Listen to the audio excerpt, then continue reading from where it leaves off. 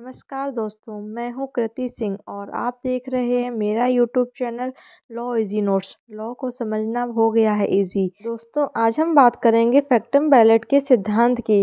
दोस्तों, फैक्टम बैलेट के सिद्धांत को आसान भाषा में समझने के लिए वीडियो को एंड तक देखें। तो चलिए स्टार्ट करते हैं।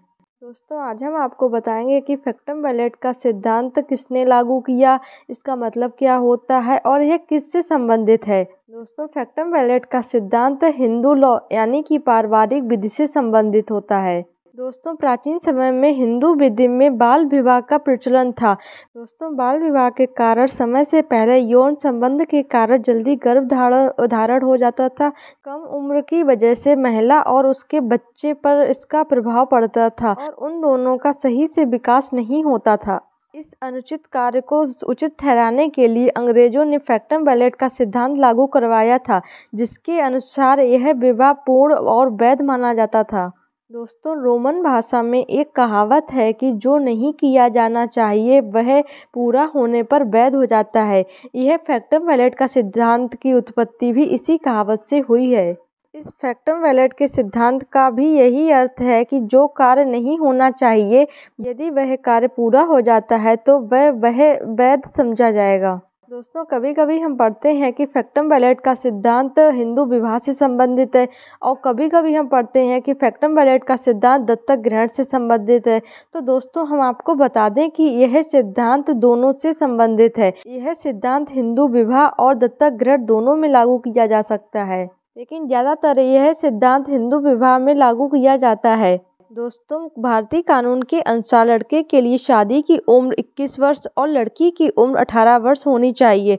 यदि वह इस आयु को पूरा करने से पहले ही बाल विवाह कर लेते हैं तो यह विवाह शून्य की प्रकृति में आएगा। तो ऐसे मामले में भारतीय न्यायपालिका ने फैक्टम बैलेट का सिद्धांत लागू किया और निर्णय लिया कि बाल विवाह की वैधता को इस आधार पर बरकरार रखा जाएगा कि यह एक अनुबंध नहीं था, और कहा कि भले ही शादी करने वाला व्यक्ति नाबालिग था या मानसिक रूप से विक्षिप्त है, यदि वे आपसी सहमति से विवाह विधि विधानों और रीति रिवाजों से विधिवत करते हैं तो इस विवाह को शून्य नहीं किया जा सकेगा और इस विवाह को कानून की दृष्टि में भी वैध माना जाएगा।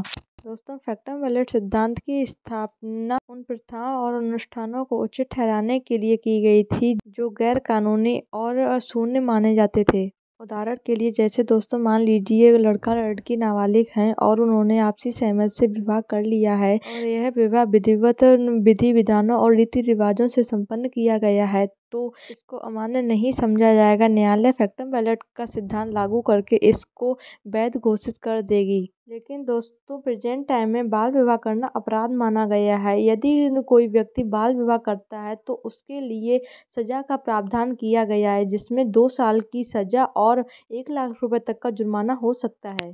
दोस्तों, अब हम बात करेंगे कि दत्तक के मामले में फैक्टम बैलेट का सिद्धांत कब और कैसे लागू होता है।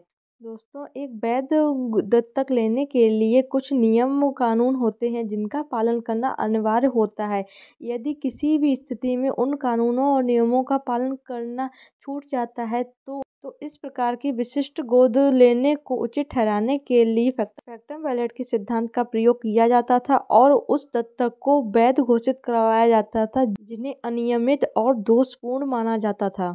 यह सिद्धांत उन मामलों में लागू नहीं करवाया जाता था जिनमें दत्तक गोद लेने के खिलाफ स्पष्ट कानूनी रोक थी।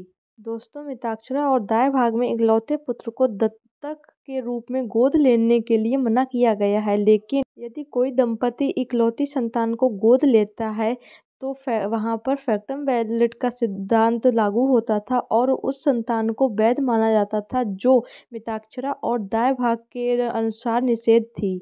दोस्तों, यह थी फैक्टम बैलेट के सिद्धांत से संबंधित कुछ जानकारी। आई होप दोस्तों कि आप सभी को फैक्टम बैलेट का सिद्धांत समझ में आ गया होगा और आपको हमारी वीडियो पसंद आई होगी। ऐसी ही वीडियो को देखने के लिए और लॉ को आसान भाषा में समझने के लिए आप हमारे YouTube channel law easy notes को सब्सक्राइब करें और कमेंट में बताएं कि आपको हमारी वीडियो कैसी लगी और लाइक करना शेयर करना ना भूलें। धन्यवाद।